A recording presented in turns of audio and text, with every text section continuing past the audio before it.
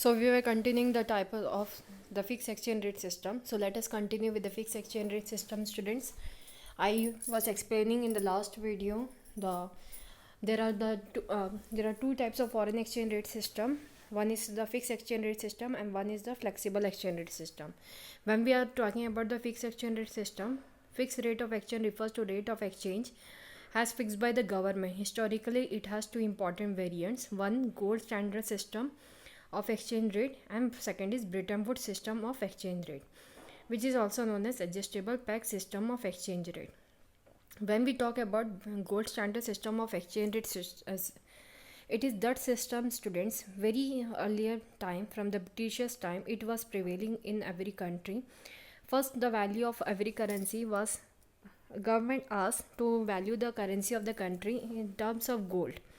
Then it will be exchanged with other countries, as I already explained in the last video.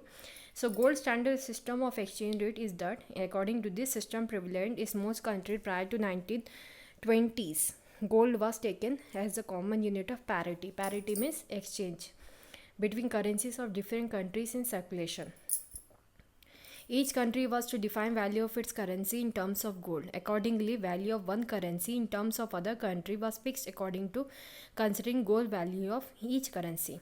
Example, if UK pound equals to 4 gram of gold and US dollar equals to 2 gram of gold and US want 1 pound, definitely they have to give $2 to gain 1 pound, because the value of pound is double the value of gold value in US. So they have to pay $2 for getting 1 pound. It's very simple is the theory about the gold system. And because of this, the system of exchange was also known as mint par value of exchange or mint parity, mint value of a currency. Next is the Bretton Woods system of exchange rate. When we go with Bretton Woods of exchange rate system, I already introduced this also in the last video of 5 minutes, that this system prevails. This system name was named as Bretton Woods because the meeting where it was decided that the rate system must be according to US dollar, it was taken in the meeting was held at the United States America, one of the place which is named as Bretton Woods. So finally the system name was given Bretton Woods system of exchange rate. An adjustable peg system of exchange rate, why it is known as, because peg means related to. So Bretton Woods system, even when it was fixed system of exchange rate, allowed some adjustment with the related countries. Like if US is having some good relation with some of the countries, they can actually, there is every country is having a good relation, peace and the peace formation. But if some country is very much related and US want to give some bargainings, then they can do. That's why it is known as adjustable peg system of exchange rate. According to this system, different currencies were pegged or related to one currency, that is US dollar. US dollar was assigned good value at a fixed price. Value of one currency in terms of US dollar ultimately implied value of currency in terms of gold. Gold continued to be ultimate unit of parity. Parity, as I say, related between any two currencies. Adjustment in the parity value of a currency was possible, but only if allowed by International Monetary Fund. Next is the flexible exchange rate system. As the name is flexible, so that definitely this exchange rate system can be flexible. Like for example, if scarcity of gold in some of the countries, some of the developing countries, underdeveloped countries, you can say, there is a huge scarcity of gold. So if that country is not having gold, there is a scarcity of gold, how could they value their currency? For that a judgment has been came that gold system must be stopped, because if they have to be justice with all the countries who are developing, who are underdeveloped, and want to compete with the developed countries, they must have a system. So that's why flexible exchange rate system came. Scarcity of gold and its unequal availability across different nations on one hand, and increasing demand for gold as a reserve liquid asset on the other, led to the decay of fixed exchange rate system. It was replaced by a flexible exchange rate system in 1977. Flexible rate of exchange is that rate which is determined by the supply and demand factor. See here, student, how the supply and demand of exchange rate happens. Now our currency value $1 equals to 77 rupees. if it will fluctuate tomorrow by 78 rupees also. So what is there? 1 rupee profit in every $1 we can have if we will be selling tomorrow the dollar to other countries for getting the liquidity. So that is the good point about flexible exchange rate system. It is like when we purchase the gold at a fixed today's price, that is 48,000 or 49,000. Tomorrow if we will be tomorrow the gold price, if it is 52,000, then definitely tomorrow if we will say we will get sell the gold, it will be more profitable to us. So some of the time it is good for having the flexible exchange rate system. It is the factor dependent on demand and supply. Flexible rate of exchange is the trade which is determined by the supply demand forces in the foreign exchange market. It is also called free exchange rate as it is determined by the free play of supply and demand forces in the international money market. The exchange rate at which demand for foreign currency is equal to its supply is called par rate of exchange or equilibrium rate of exchange.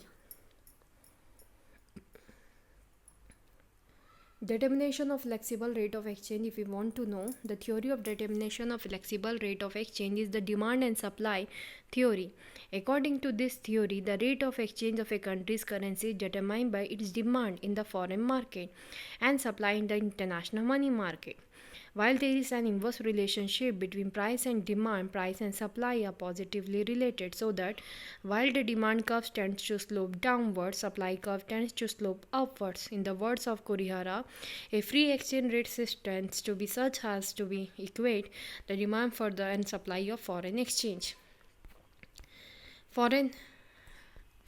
So let us proceed with the equilibrium rate of exchange. Definitely student, where the supply equals to demand means how much is the supply and demand of the foreign currency. If we are able to fulfill it with the supply, definitely there will be equilibrium rate of exchange, as we learned in the very past classes. How could we get the equilibrium? Figure 1, supply and demand relating to a foreign currency as measures on the x-axis and exchange rate on the y-axis. DD is the demand curve and SS is the supply curve of foreign currency. DD is negatively sloped as it is having inverse relationship with the price. It indicates the quantity demanded of a foreign currency increases when exchange rate falls. Dollar becomes cheaper in relation to rupees. In that situation, we will be having a profit. Every country's currency must be higher value as compared to dollar, which becomes beneficial for the country. SS is positively sloped, indicate that quantity supplied of US dollar increases when exchange rate rises. Dollar become expensive in relation to rupee. Both these curves intersect at point number E. It is an equilibrium point and OR is equilibrium rate of exchange. Now we will proceed to impact of change, increase and decrease in demand and supply. When we see increase in demand for a foreign currency occurs when more of it is demanded at its existing price, exchange rate. Decrease in demand for a foreign currency occurs when less of it is demanded as its existing price, exchange rate. Definitely decrease in demand means foreign currency value is less, and increase in demand means foreign currency value is more. Likewise, increase in supply of foreign exchange occurs when more of it is supplied as it is existing price, exchange rate. Decrease in supply of a foreign currency occurs when less of it is supplied at its existing price, exchange rate. Let us examine the impact of these four situations on the equilibrium exchange rate in the international money market. As a reference, let us consider the exchange rate between US dollar and Indian rupee. Situation 1, increase in demand for a foreign currency US dollar. We know increase in demand is reflected by a shift in demand curve to the right, as in the figure number 2. First, the demand curve is DD and has been demanded more, so it is D1. Supply curve where it is stable. Demand curve shift from DD to D1. This causes a rise in equilibrium exchange rate from QOR to OR1. New curve line, as you can see, first was OR, now the new is OR1. Now 1 US dollar is available for rupees 70 instead of rupees 60 earlier. This means that the Indian rupee is depreciating. Its value is going down. It is a situation of currency depreciation. Currency depreciation takes place when there is increase in the price of a foreign currency in terms of the domestic currency. More rupees are to be paid to buy $1. In other words, currency depreciation occurs when the domestic currency becomes less valuable in relation to a foreign currency. So it must not be there with the domestic country, because in that situation our depreciated value, our demand for the goods will decrease, our foreign reserves will decline, and definitely our country have to face with many types of problems.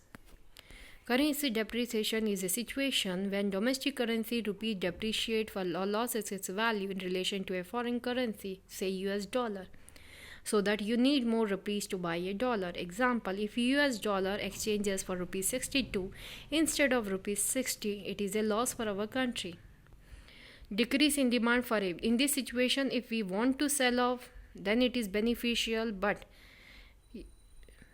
if we want to sell US dollar, then it will is beneficial, not in the case of purchase. Decrease in demand for a foreign currency US dollar. Decrease in demand is reflected by a shift in demand curve to the left direction. As you can see from the demand curve DD2, it is declining to D1 left side. Demand curve shift from DD to D1. This causes a fall in equilibrium exchange rate from OR to OR1. Now $1 is available for rupees 50 instead of rupees 60 earlier.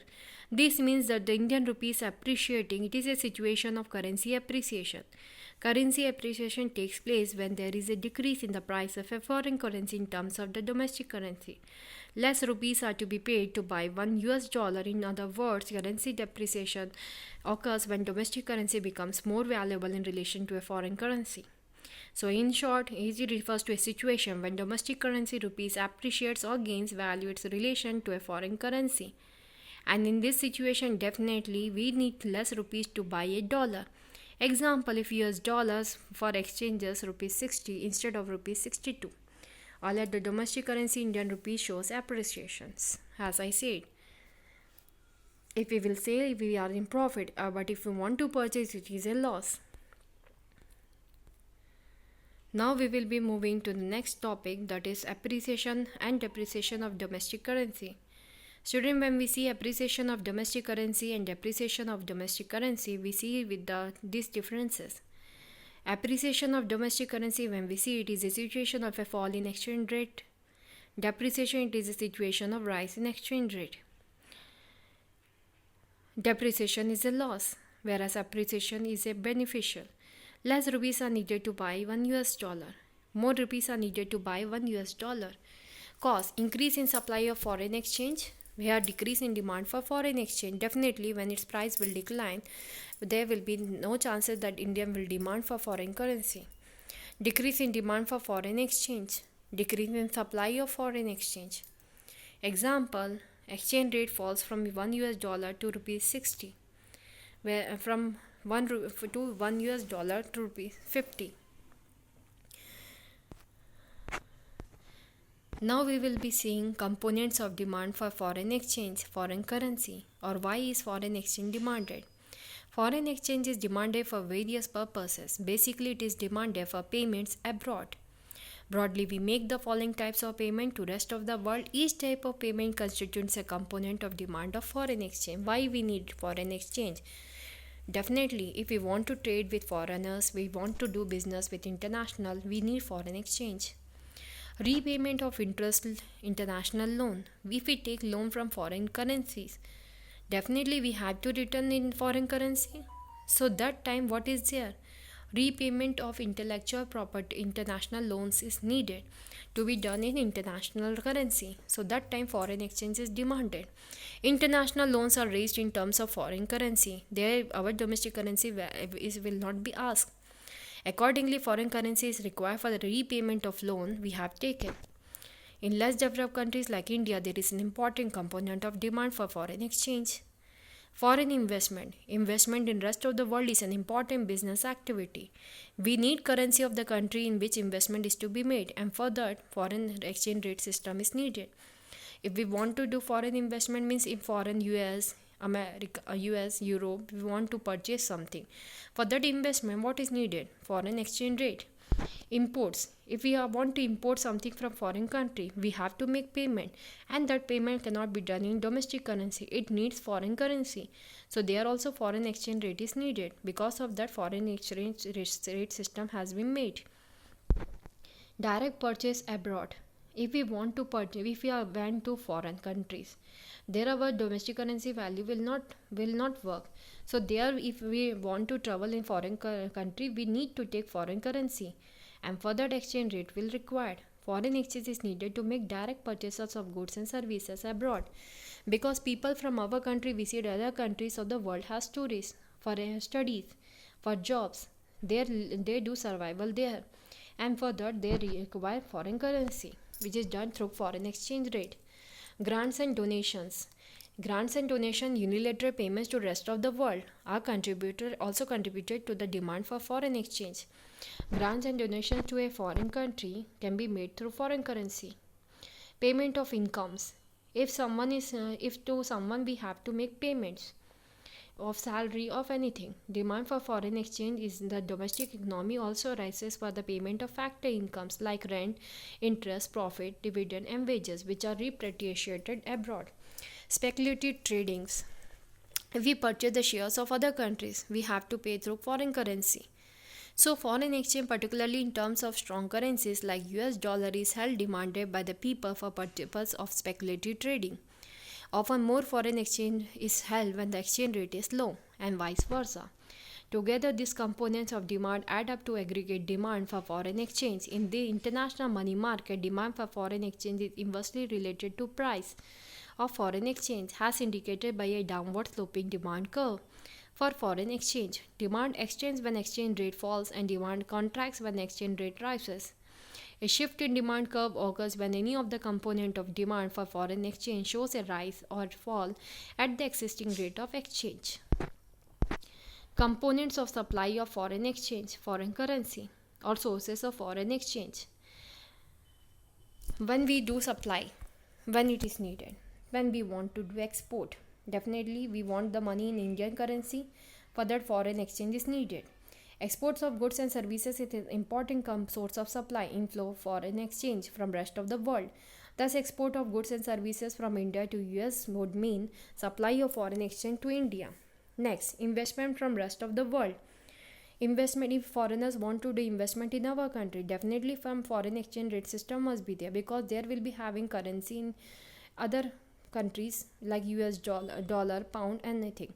But that dollar pound not works in our country, so it needs foreign exchange rate system. So investment from rest of the world, including FDI is another important source of supply of foreign exchange. Lots of foreign exchange flows from developed countries to underdeveloped countries. Direct purchases by rest of the world. Direct purchase, if we want to do from rest of the world, we need foreign currency. So direct purchases by rest of the world also contribute to the flow of foreign exchange. Loans from rest of the world.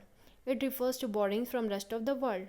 Like loan from UK would mean flow of UK pound that has to be converted to Indian currency. For that, foreign exchange rate system is needed. Loan from rest of the world is clear. Now, grants and donation from rest of the world. If we want to get some donation from rest of the world, it must be in Indian currency. It contributes, so it will be contribute more to our country because their value is more. The grants and donation from rest of the world, if we have to collect, it must be in the Indian currency. Income receipts. Foreign exchange also flows from rest of the world of the domestic economy by way of income receipts. This receipts after refers to payment of factor income from rest of the world. Remittance by the non-residents. If we got some concessions, remittance by the NRIs are an additional source of supply receipt of foreign exchange from rest of the world. Remittances are indeed a significant component of supply foreign exchange in developing economies like India. It is beneficial for our country. Together, these components of supply add up to aggregate supply of foreign exchange in the international money market. Supply of foreign exchange usually related to the price of foreign exchange. So it is very much needed. Supply extends that the rate of exchange rises and it contracts when the rate of exchange falls. Student, remember this all points. It is only needed. The next class, the 5 6 2 3 topics left out from this chapter that I will be going to explain, and the chapter gets over 2 pages topics more. So the very important topic I have taken, one of the topic important left which I want to show, this is manage floating, which I will be taking in next class. Thank you for today's class. Have a nice day.